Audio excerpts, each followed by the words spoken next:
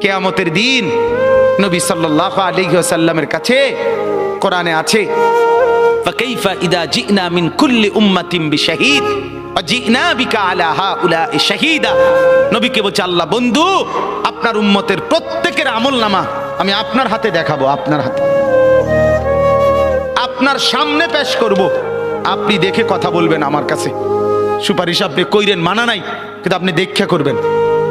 রাসূলুল্লাহ সাল্লাল্লাহু আলাইহি সাল্লাম যদি হাসরের ময়দানে এরকম আমলনামা খুলে উল্টায় আর পৃষ্ঠার পর পৃষ্ঠা দেখে ফজর নাই, জোহর নাই, আসর নাই, মাগরিব নাই, ঈশা নাই, শনিবার রবিবার, মদ জুয়া, অবৈধ উপার্জন, গান বাদ্য, নাটক, সিনেমা, জিনা, ব্যভিচার, বেহায়া, বেপর্দা সব উল্টায়। আল্লাহর নবী সাল্লাল্লাহু আলাইহি সাল্লাম তখন বলবে, উম্মত কি এটা?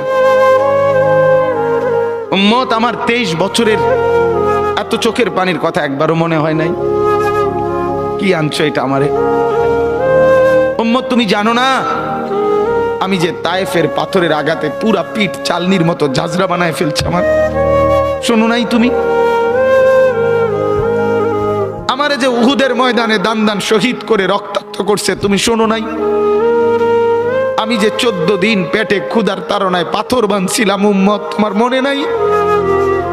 একবারও শোনো নাই আমার ক্ষুধার কষ্ট, আমার পিঠের ব্যথা, আমার দাঁতের ব্যথা, আমার কাঁধে 2টা কড়া ঢুকে গেছে উম্মত।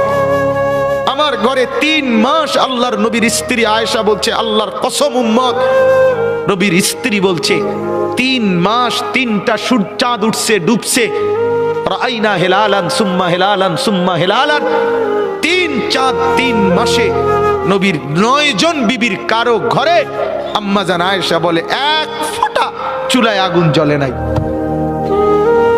মা আওকাদাত ফি আবিয়াতে রাসূলিল্লাহ নারুন, নবীর একজন বিবির ঘরেও আগুন জ্বলে নাই। আল্লাহর নবীর স্ত্রী আয়েশা একদিন বলছিল নবীকে পিঠে হাত বুলাইয়া, ইয়া রাসূলুল্লাহ, স্বামী আপনার পিঠ ছিদ্র ছিদ্র কেন? পুরা পিঠ চালনির মতো ছিদ্র ছিদ্র কেন? আপনার কি ছোটবেলায় বসন্ত রোগ হয়েছিল, গোটা হয়েছিল? আল্লাহর নবী চোখের পানি ফেলে বলছে, আয়েশা তুমি জানো না আমার এই পবিত্র দেহে তো কোনোদিন মশাও বসে না, মাছিও বসে না, পোকা বসবে কেমনে?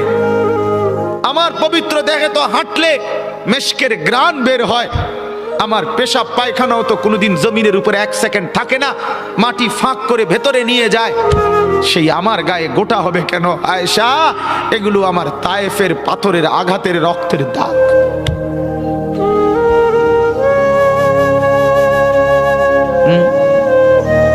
হলো না বাপ?